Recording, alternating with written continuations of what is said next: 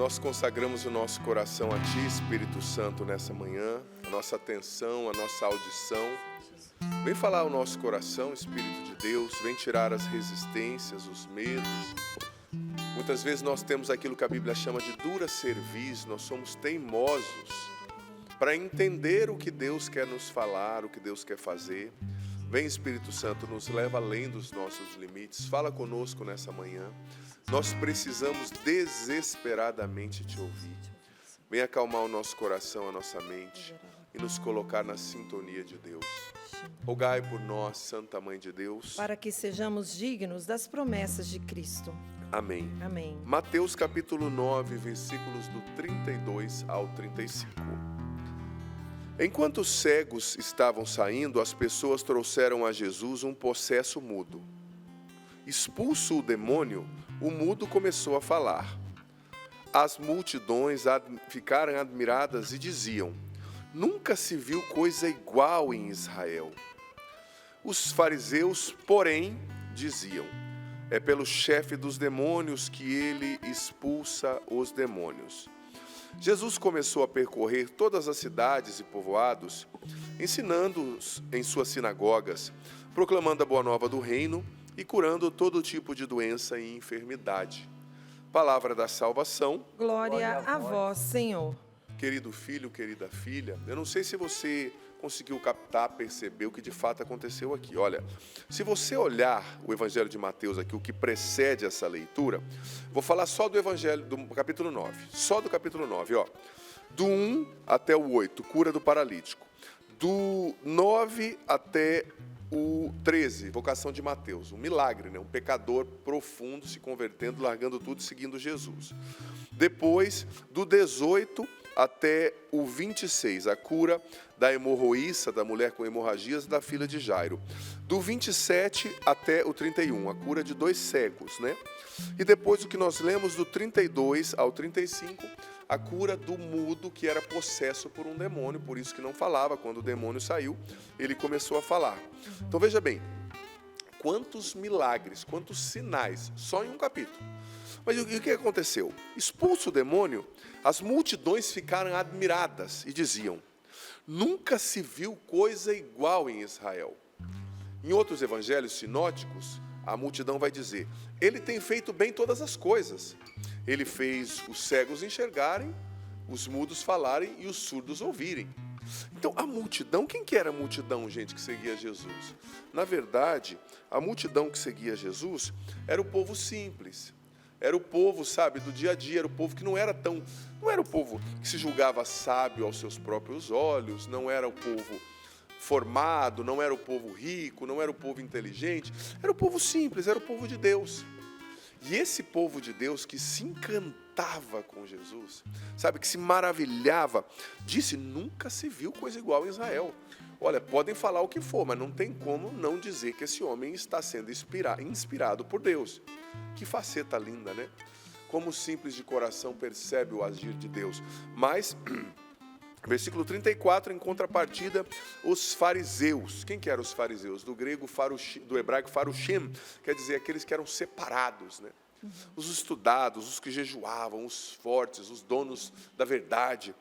Eles, porém, essa palavra porém é complexa, né? Porém, diziam: é pelo chefe dos demônios que ele expulsa os demônios. Apesar de tudo que Jesus fazia, os fariseus, né, os inteligentes, os estudados, os sábios aos próprios olhos, como diz o livro de Provérbios, né? A pior coisa é uma pessoa que é sábia aos próprios olhos, ela não tem sabedoria, ela tem orgulho, né? Os líderes orgulhosos, eles buscavam outras razões, outras causas para atribuir o sucesso de Jesus. Ou seja, não, ele está possuído pelo Beelzebu, pelo demônio, por isso que ele faz isso. Ou seja, na verdade, né, trazendo para o nosso contexto religioso, me deixa colocar dessa forma. Você quer saber quem mesmo está sendo usado por Deus? Quem é ungido? Não pergunta para os líderes, não. Pergunta para o povo de Deus. Escuta o povo simples de Deus. Desculpa a sinceridade. Quer saber quem está sendo usado por Deus? Não pergunta para os teólogos. Com todo respeito àqueles que o são, porque é preciso, né? Tem muitos teólogos sérios e bons. Não pergunta para os líderes. Pergunta para o povo, escuta o povo de Deus, escuta o povo simples, porque o povo simples de Deus, eles conseguem perceber as profundidades do mistério de Deus, ainda que não com muitas teorias e elucubrações, né, práticas, teoréticas, mas eles conseguem perceber. Tanto que Jesus disse, olha, Pai, eu te louvo porque o Senhor revelou a grandeza do seu mistério aos pequenos desse mundo, aos desprezados. O povo conseguia perceber, sabe? Mas os líderes não, os sabidos não, né? A pior coisa, gente, é a pessoa que é sábia aos próprios olhos. E tem muitas pessoas sábias aos próprios olhos.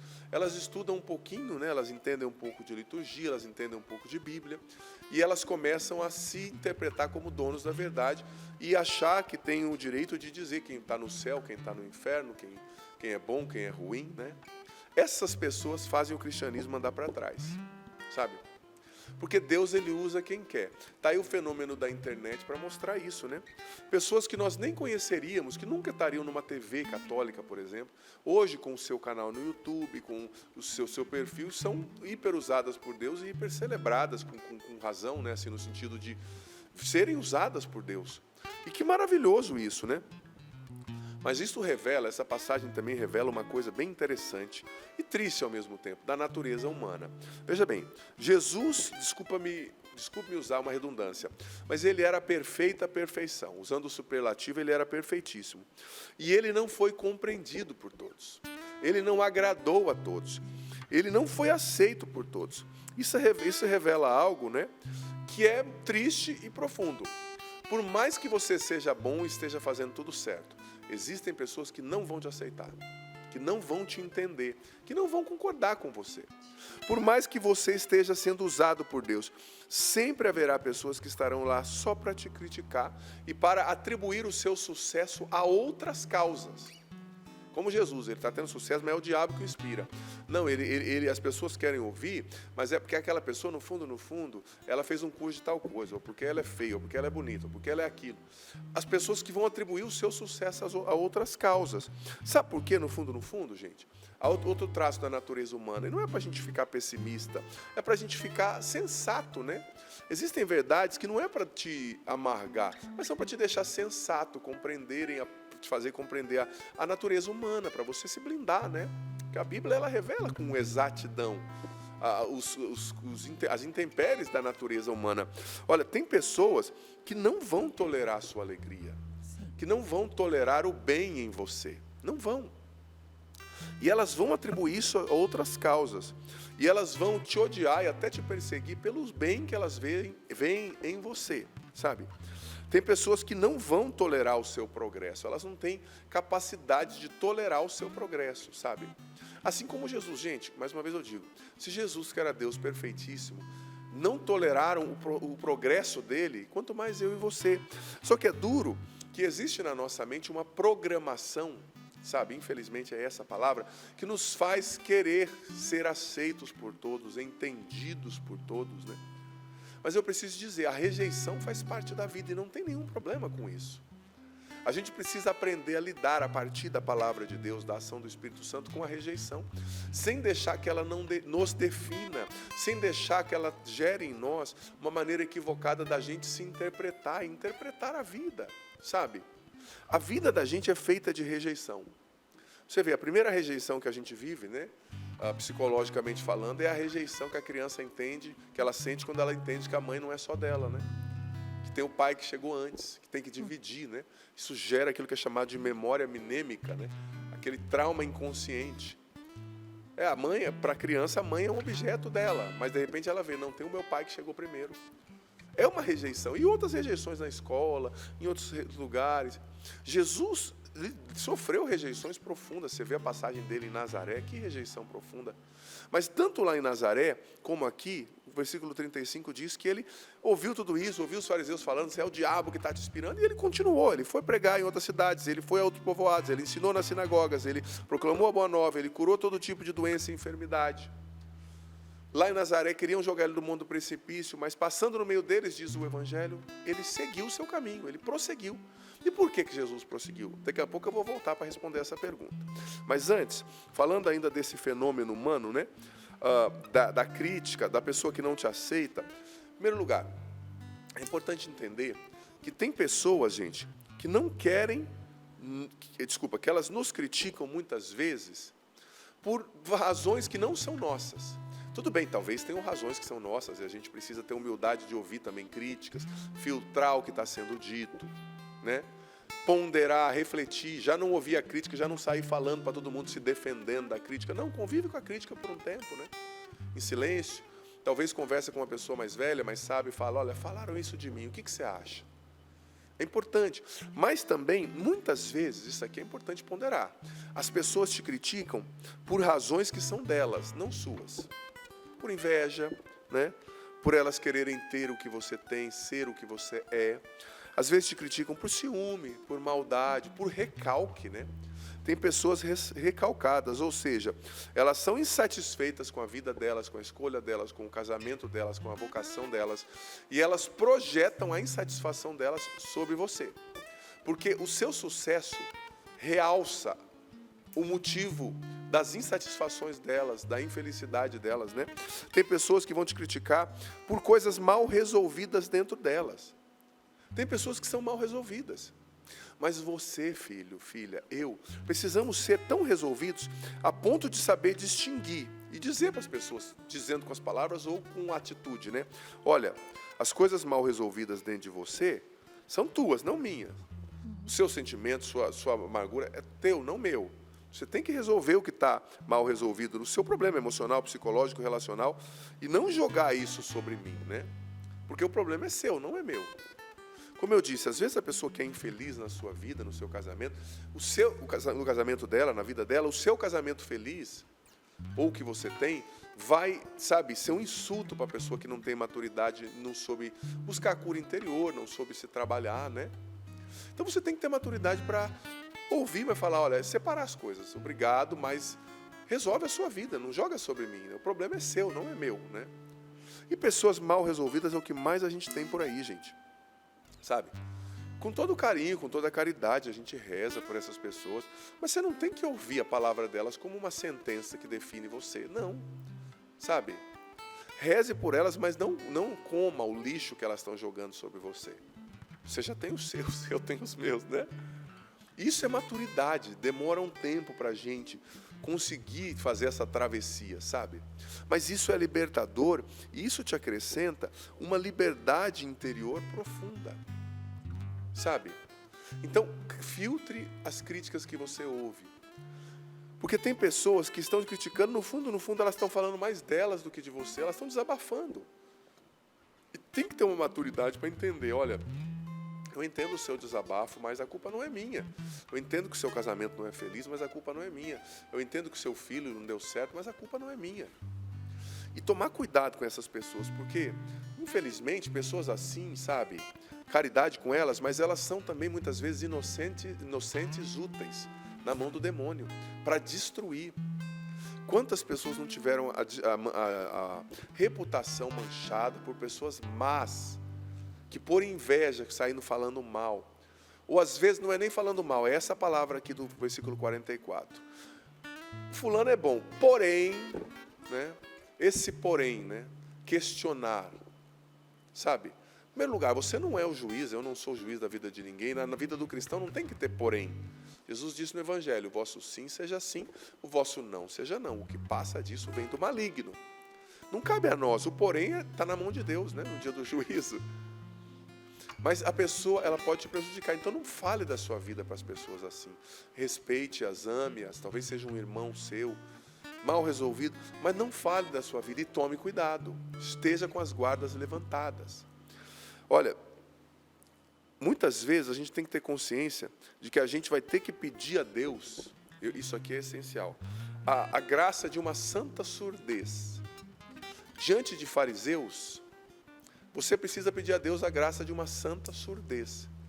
Porque, sobretudo, quem se expõe em alguma coisa, né? Se você se expõe sendo um professor, sendo um empreendedor, sendo um sacerdote que arrisca, sendo um músico, você vai amadurecer, mas na exposição está implícito o erro, está implícito o progresso, está implícito o regresso, né? O errar para aprender.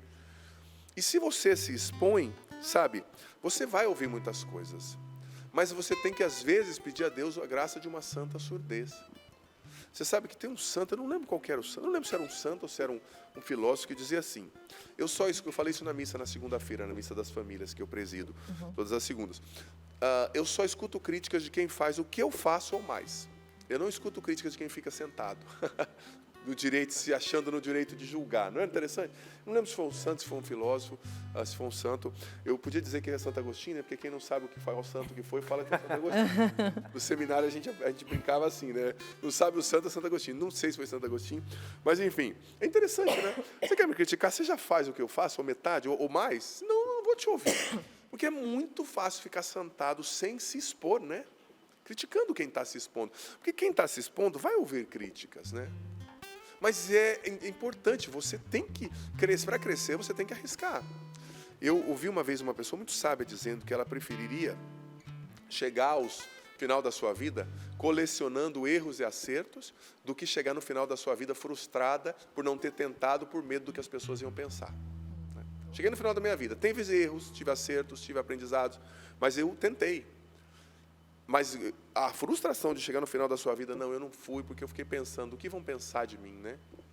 Surdez. Senhor, me dá o dom da surdez momentânea, né? Por quê? Eu digo, essa surdez é uma metáfora, você está me entendendo?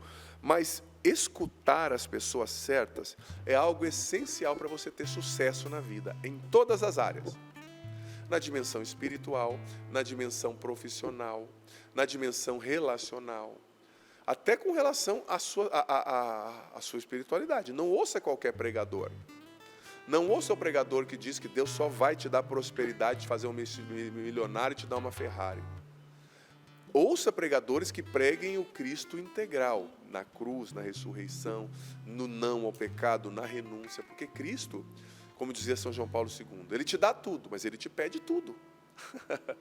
Ele te chama a grandeza, te chama a santidade, te chama a dizer não ao pecado, e te chama a chamar o pecado de pecado, ponto. Não dar outros nomes. Mas cuidado com quem você ouve, porque se você ouve um pregador ruim, que não prega o Cristo integral, você não vai progredir na sua fé, você vai construir a sua espiritualidade sob uma mentira, sob um saco furado, como diz o livro de Ageu, capítulo 3, né? Sob um alicerce vão. Então escute pregadores que de fato pregam Jesus, não pregam a si mesmos. E peça a Deus a graça dessa santa surdez. Não escute pessoas mal resolvidas, pessoas recalcadas, pessoas que não arriscam, mas escute pessoas que têm o coração, filho, filha, cheio de caridade, cheio de sabedoria. Talvez aí no seu trabalho, você é um médico, uma médica, você é um açougueiro, você é um zelador. Não escute conselhos de pessoas que não têm o que falar. Porque, gente, tem gente que gosta de dar pitaco, né? E infeliz da pessoa que escuta muitos conselheiros, diz o livro de Provérbios. Você tem um diretor espiritual, escute aquele diretor espiritual. Eu escutei o diretor espiritual, ele me falou isso, mas a minha sogra me falou isso, mas o quitandeiro me falou aquilo. Não. Fixa o seu coração na direção de uma pessoa sábia, não é?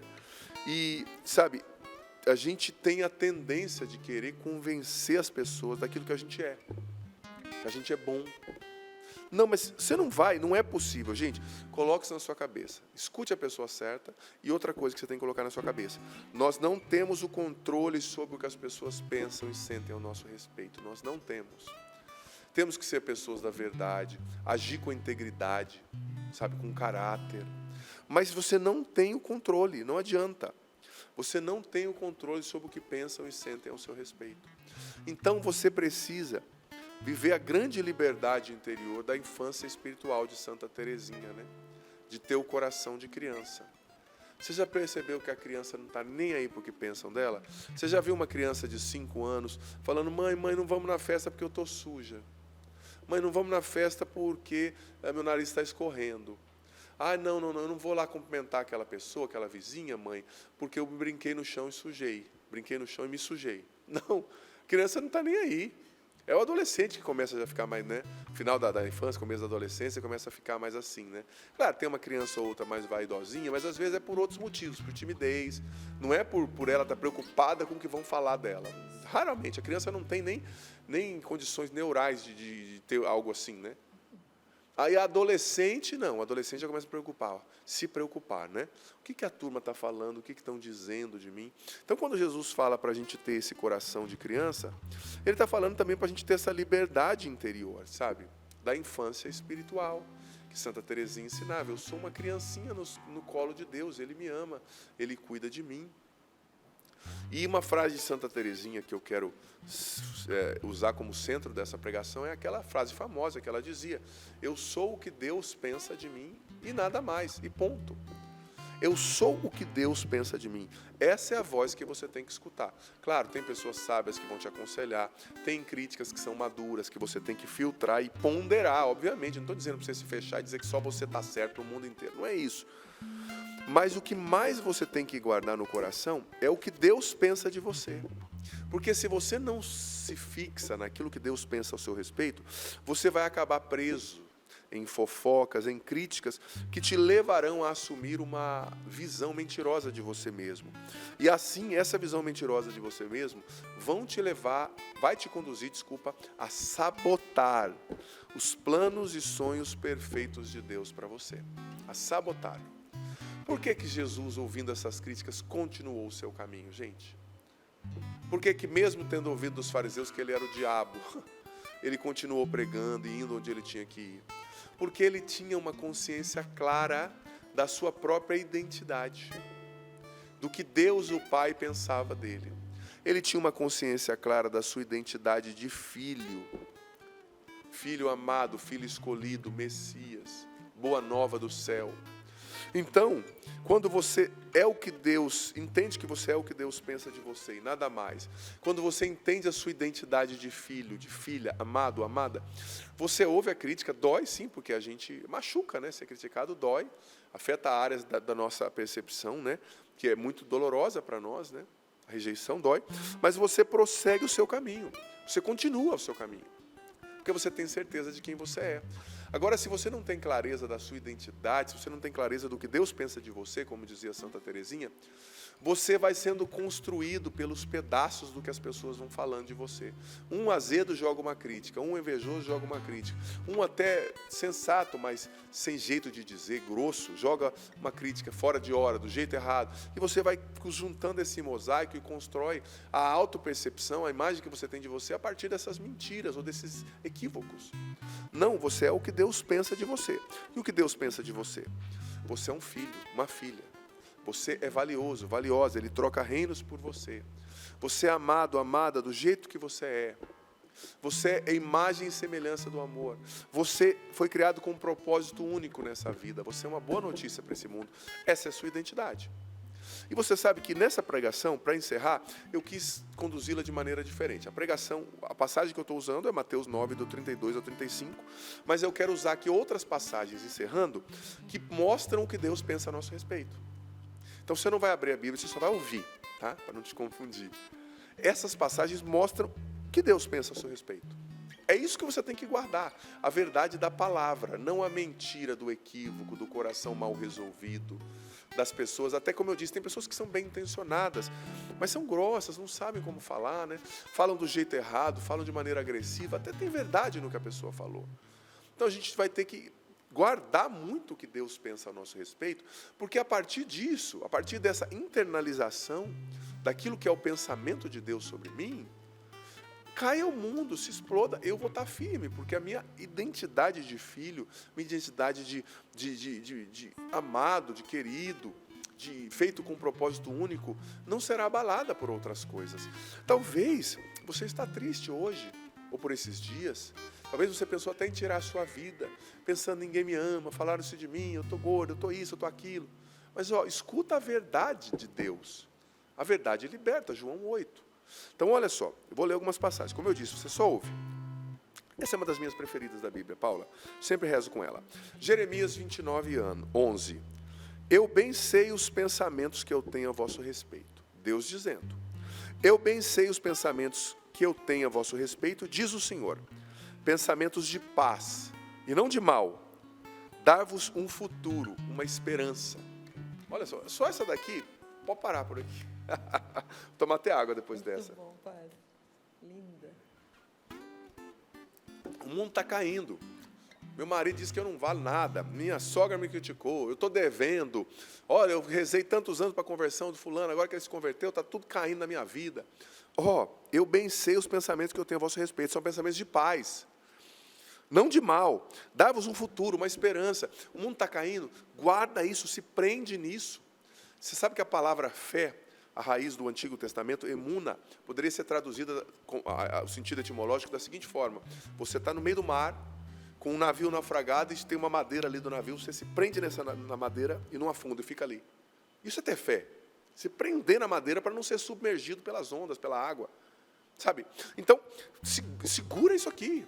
Estou no meio da aprovação, mas Deus tem um projeto de felicidade, de futuro, de esperança para mim. Vai acontecer na hora certa, porque Deus não mente. A palavra dele não mente. Você está entendendo? Outra coisa que Deus pensa a seu respeito. Salmo 138, 16 ao 17. Algumas traduções, 139. Os teus olhos viram o meu corpo ainda informe. No teu livro todas essas coisas estavam escritas. Quão preciosos me são, ó Deus, os teus pensamentos. Quão grandes são a soma deles. Olha só, vou traduzir um pouco essa palavra, que é um salmo. Os teus olhos me viram, o meu corpo ainda não existia, estava informe. Mas lá no ventre da minha mãe, o Senhor com a sua mão ia colocando a sua mão e construindo o que eu sou. E os seus pensamentos são preciosos, né? O Senhor me criou com amor, o Senhor colocou a mão para me formar, para me moldar, lá no ventre da minha mãe. Outra passagem, falando do cuidado de Deus, Mateus 10, do 29 ao 31. Não se vendem dois passarinhos por um vintém, né, uma moeda? Nenhum deles cai por terra sem a vontade do Pai. Até mesmo os cabelos da vossa cabeça estão todos contados. Não temais, porque valeis muito mais do que passarinhos, do que pardais. Essa palavra revela o que Deus pensa, o cuidado dele. Deus cuida dos passarinhos, dos pardais, Ele vai cuidar de você. Ele vai cuidar de você. Os cabelos da sua cabeça estão todos contados. Ou você que é careca, né? Os cabelos da sua sobrancelha estão contados. É uma metáfora, né? Vai dizer que tudo que você vive é precioso aos olhos de Deus. Deus não esquece de você. Isso é a verdade, a palavra que é a verdade. Esse é o pensamento de Deus. Olha só. Romanos 8, do 28 ao 29. Sabemos que todas as coisas concorrem para o bem daqueles que amam a Deus, daqueles que são chamados segundo ao seu propósito. É isso que Deus pensa a você. Padre, mas está tudo ruim, não tem dinheiro, estou triste, estou isso, estou aquilo, não tem celular, não tem... Meu amigo, minha amiga, olha assim, olha aqui, tudo concorre para o bem. Olha outra coisa de verdade do que Deus pensa para você. Ele tem um plano para você. Efésios 1, do 4 ao 5. Como também nos elegeu, Ele nos elegeu antes da criação do mundo, para que fôssemos santos e irrepreensíveis diante dEle no amor. Deus te escolheu antes da criação do mundo, para que você seja um sacerdócio santo, um povo santo, membro da igreja, buscando a santidade. Ele nos predestinou para filhos, por adoção em Jesus, para si mesmo, segundo a sua santa vontade. Deus quis você, antes da criação do mundo, Ele te criou para ser filho dEle, no Filho que é Jesus. Depois, olha só, continua, Pedro 1, do 3 e 4. Visto como o seu divino poder nos deu tudo o que diz respeito à vida e à piedade, pelo conhecimento daquele que nos chamou pela sua glória, pelas quais Ele nos tem dado grandíssimas e preciosas promessas, para que por elas fiqueis participantes da natureza divina, havendo escapado da corrupção que pela concupiscência há no mundo. Ele nos escolheu e nos deu grandiosíssimas promessas, que vão se cumprir, não é? O Senhor, depois, Salmo 94, 14. Geralmente eu não uso tanta passagem numa pregação só, mas eu quero usar essa para provar o que Deus pensa sobre você, não é o que eu penso. Salmo 94 ao 93, 14. Pois o Senhor não rejeita o seu povo, Ele não desampara os seus escolhidos, a sua herança. Olha só. Josué 1:9. Esforça-te e tem bom ânimo, não temas, não tenha medo, não te espantes, porque o Senhor teu Deus está contigo em qualquer lugar onde andares. Está vendo? É o que Deus pensa ao seu respeito. Deuteronômio 31:8. O Senhor vai adiante de ti, Ele estará sempre contigo, Ele não te deixará, Ele não te desamparará. Não temas nem te espantes. Isso aqui é o que Deus pensa sobre você. Olha só, última passagem, Romanos 8, 38 a 39. Estou certo que nem a morte, nem a vida, nem os anjos, nem os principados, nem as potestades, nem o presente, nem o futuro, nem a altura, nem a profundidade, nem nenhuma outra criatura poderá nos separar do amor de Deus. Nada. O que você vive, o seu problema, o seu vício, não te separam do amor de Deus. Luta, Deus tem vitória para você. Deus tem um plano de felicidade para a sua vida. Hoje começa um novo tempo na sua vida, em nome de Jesus. E o que era velho vai ficar para trás. Deus tem vitória para você. Não importa o que você perdeu. O que Deus tem para você é 7 vezes maior do que aquilo que você perdeu. Levanta essa cabeça, tem esperança. Luta. Não ouça a voz do medo, não ouça a voz da tristeza, não ouça a voz dos mentirosos, fofoqueiros, invejosos. Ouça a voz de Deus e guarda isso no seu coração. Eu sou o que Deus pensa ao meu respeito e nada mais. É isso. Obrigado, Senhor, porque o Senhor já está curando muitos corações nesse momento. Pessoas que estavam prostradas por crítica, por desânimo, por ouvirem a voz da depressão, a voz da autocrítica excessiva, a voz da negatividade, estão sendo libertas. Obrigado porque o Senhor liberta muitas mentes e corações, Jesus. Obrigado porque o Senhor está fazendo obra nova em muitas pessoas, o Senhor está restaurando, curando, libertando, salvando, Senhor. Obrigado pela Tua misericórdia que é infinita. Obrigado pelo Teu Espírito derramado sobre nós que nos batiza, Senhor, que nos enche. Obrigado, Senhor, porque pessoas estão sendo libertas. Não seja teimoso, teimosa.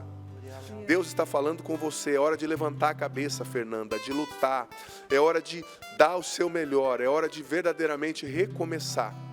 Você que perdeu, você que seu marido foi embora, você que tem o seu filho com problema, você que não é aceito pela sua sogra, não é aceita pelo seu patrão, que muitas pessoas dizem que você é estranho, é inadequado, levanta a cabeça.